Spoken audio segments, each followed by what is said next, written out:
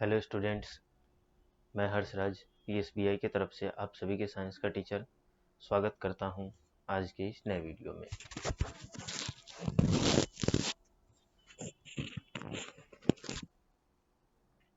आज के वीडियो में हम लोग एक नया यूनिट शुरू करने वाले हैं जो कि हमारा यूनिट नंबर 10 है।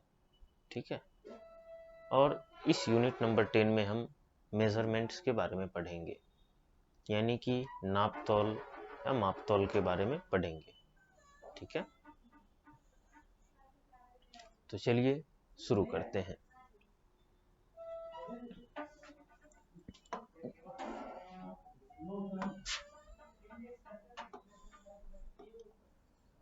तो जैसा कि आप सभी देख पा रहे हैं, ये हमारा यूनिट नंबर 10 है और यूनिट नंबर 10 में ये हमारा है मेजरमेंट, यानी कि मापतोल।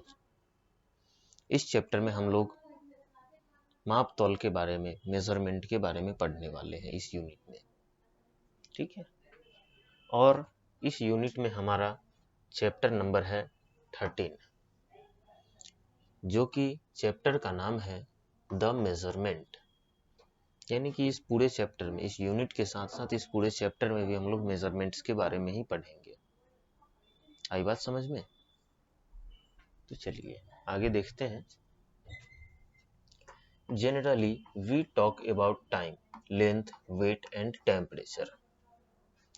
साधारणतः या अक्सर हम लोग जो है बात करते हैं समय के बारे में, लंबाई के बारे में, वजन के बारे में, टेम्परेचर कितना है इसके बारे में। इन सभी के बारे में हम लोग क्या करते हैं, बात करते हैं। क्या आप लोग भी बात करते होंगे कि जैसे किसी दोस्त को बुलाना है तो पूछते होगे दोस्त से कि कितने टाइम में पहुंचोगे। ठीक है, या फिर अगर मान लो आप कोई शर्ट खरीदने गए तो वहाँ पे भी आप साइज के हिसाब से, लेंथ के हिसाब से खरीदते हो। आप मान लो कभी चीनी खरीदने गए, कोई भी सामान खरीदने गए तो वहाँ पे है आप वजन के हिसाब से खरीदते हो। जब भी इनकेस आपको फीवर आता है उस समय डॉक्टर जो है जब आपका टेम्परेचर लेता है, जब आपका फीवर चेक करता है तो उस समय वो टेम्परेचर देखता है कि कितनी टेम्परेचर है आपकी। आई बात समझ में? तो चलिए let us see how do we measure this quantities. तो आगे हम लोग इस चैप्टर में देखेंगे कि आखिर इन चीज़ों को मेजर कैसे किया जाता है, यानी कि इस चीज़ों को नापा कैसे जाता है। ठीक है, जैसे कि मान लो आपने बताया कि कितनी देर में आओगे, तो एक टाइम है, आधे घंटे में आएंगे, 1 घंटे में आएंगे। तो आखिर इस 1 घंटे को नापा कैसे जाता है, कैसे ये पता किया जाता है कि ये 1 घंटा ही है। ठीक है, कैसे ये नापा जाता, कैसे ये पता किया जाता है कि ये 1 घंटा ही है। या फिर जब आप कोई कपड़ा खरीदने जाते हो तो वहाँ पे आपका लेंथ देखा जाता है। ठीक है, तो ये कैसे पता किया जाता है कि ये इतना ही लेंथ जो है हमको होगा, इतना ही लेंथ की जो कपड़े हैं वो हमें फिटिंग्स आएंगी। ठीक है, या फिर जब भी आप किराने की सामान खरीदने जाते हो तो वहाँ पे आपको वजन करके देता है दुकानदार, तो आपके मन में ये डाउट होगा कि कैसे 1000 ग्राम ही 1 kg है, कैसे और क्यों। ठीक है, टेम्परेचर जब आपका 97-98 डिग्री फ़ारेनहाइट आपका होता है तो आखिर इतना ही क्यों होता है और ये फ़ारेनहाइट में ही क्यों होता है। तो आगे इस चैप्टर में हम लोग देखेंगे कि आखिर इन सभी को मेजर कैसे किया जाता है। ठीक है, कि आगे इन सभी चीज़ों को मेजर कैसे किया जाता है, इन सभी चीज़ों को हम लोग आगे अभी देखेंगे। आई बात समझ में? चलिए, तो टॉपिक है हमारा अगला लेंथ, यानी कि लंबाई। लेंथ को हम लोग कैसे मेजर करेंगे। तो इसमें लिखता है length is measured in metres. Length जो है वो मीटर में मेजर किया जाता है। ठीक है, लेंथ किस में मेजर किया जाता है? तो मीटर में मेजर किया जाता है। ठीक है।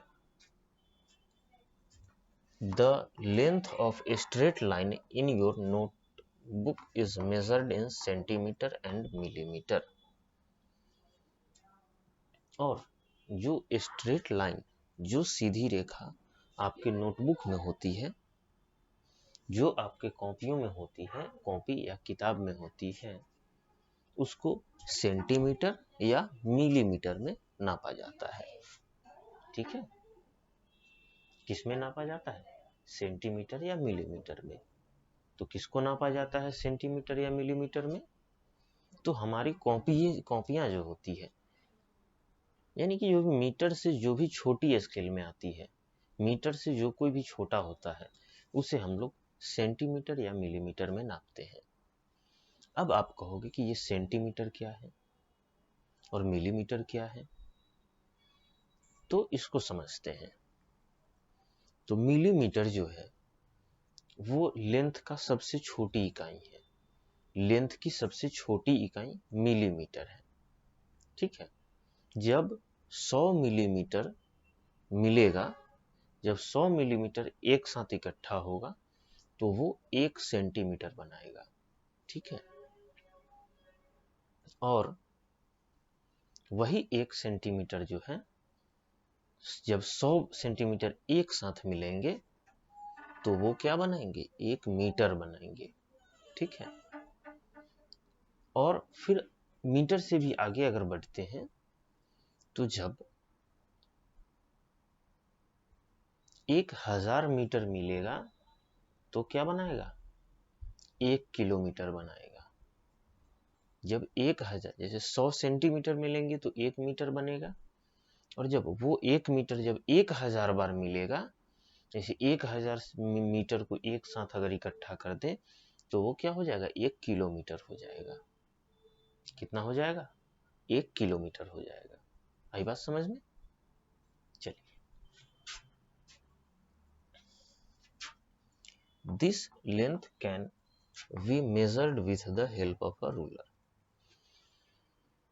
तो ये जो लेंथ है, जो भी हम लोग लेंथ नापते हैं, उसको क्या करते हैं? एक रूलर की हेल्प से नापते हैं। रूलर यानी कि जिसको आप लोग स्केल भी कहते होगे। नीचे आपको फोटो भी दिख रहा होगा। ये जो है, जिसको हम लोग स्केल या रूलर कहते हैं। ठीक है। इसी के हेल्प से हम लोग क्या करते हैं? लेंथ को नापते हैं। ठीक है। लेंथ को मेजर करते हैं। चलिए, तो ये जो है यहाँ पे, जैसे आप लोग देखिए, ये क्या है? मिलीमीटर है। ये जो छोटी छोटी लाइंस हमें दिख रही हैं, ये मिलीमीटर है। और ये जो है यहाँ पे देखिए 1 लिखा हुआ है, तो यहाँ से यहाँ तक की जो दूरी है वो कितनी है? 1 सेंटीमीटर है। ठीक है। और यहाँ से यहाँ तक की दूरी कितनी है? तो 1 यहाँ और यहाँ से यहाँ 1, 2 सेंटीमीटर। ठीक है। अब यहाँ से यहाँ की दूरी कितनी है? तो 3 सेंटीमीटर। ऐसे ही करते करते जो है 3, 4, 5, 6 ऐसे ये बढ़ते जाता है। ठीक है। आई बात समझ में? जनरली साधारण तौर पे जो ये रूलर होता है ना, वो 15 सेंटीमीटर का ही होता है। इतना ही बड़ा। ये देखिए यहाँ पे 15 सेंटीमीटर का ये रूलर है।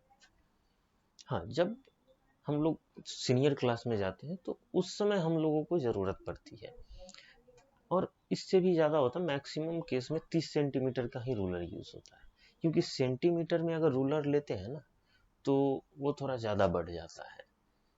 और हाँ, अगर मान लीजिए किलोमीटर का भी रूलर जो है, जैसे मीटर, जैसे 1 मीटर का अगर मुझे रूलर लेना है तो इतना बड़ा रूलर भी जो है ना, इतना बड़ा रूलर ये भी 1 मीटर का होगा। अब कैसे होगा? तो इतना बड़ा मीटर, अब जैसे यहाँ पे ये कोई गांव का मैप है, ठीक है, इसको नापना है, तो इसका जो स्केल बनेगा ना, वो इसके हिसाब से बनेगा। ये चीज़ें खैर ज्योग्राफी की आगे हम लोग सीनियर क्लास में हमें देखनी है, बस मैं आपको जानकारी के लिए बता दिया। ठीक है। चलिए, तो यहाँ तक किसी को कोई परेशानी नहीं होनी चाहिए।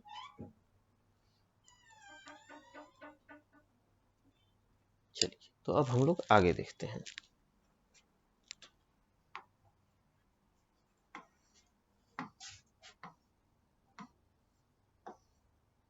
तो अब क्या है यहाँ पे, अब क्या है कि यहाँ पे हमें एक एक्टिविटी परफॉर्म करनी है। ठीक है, क्या करना है, यहाँ पे एक एक्टिविटी परफॉर्म करना है। तो अब इस एक्टिविटी में है क्या, तो देखते हैं। ये हमारा एक्टिविटी है और इस एक्टिविटी में देखते हैं कि क्या है। तो measure the sides of the following geometrical, यानी कि यहाँ पे जितने भी जियोमेट्रिकल्स दिए गए हैं, ये जो पिक्चर्स आपको दिख रहे हैं, ये क्या है, जियोमेट्रिकल्स हैं। ठीक है, तो इस पिक्चर में आपको जितने भी जियोमेट्रिकल्स दिख रहे हैं, जितने भी जियोमेट्रिकल्स आपको इस पिक्चर में दिख रहे हैं, उसको क्या करना है, इनके साइड्स को मेजर करना है। यानी कि ये जो साइड है इसको सीधा मेजर कर देना है, ये जो साइज है इसको मेजर कर देना है, इसको मेजर, इसको मेजर, इसको मेजर कर देना है, और ये जो साइड है इसका तीनों साइड मेजर कर देना है। फिर इसको भी सेम उसी तरह से क्या करना है, मेजर कर देना है। अब आगे देखते हैं मेजर करने के बाद क्या करना है। Figures in centimetres and write their sum in the box. अच्छा, और जो भी फिगर है, जो भी आपको मापने पे, जब इसको आप माप पेंगे तो वो क्या होगा, फिगर जो है सेंटीमीटर में आएगा। ठीक है, और जब सेंटीमीटर में आएगा तो उन सभी को जोड़ के लिख देना है। मान लेते हैं, मैं एग्जांपल के तौर पे आपको बताता हूँ कि ये अगर मान लीजिए आप जोड़ें तो 2 सेंटीमीटर आ गया। ठीक है, तो यहाँ पे सिंपली 2 लिख देंगे। कितना लिख देंगे, 2 लिख देंगे।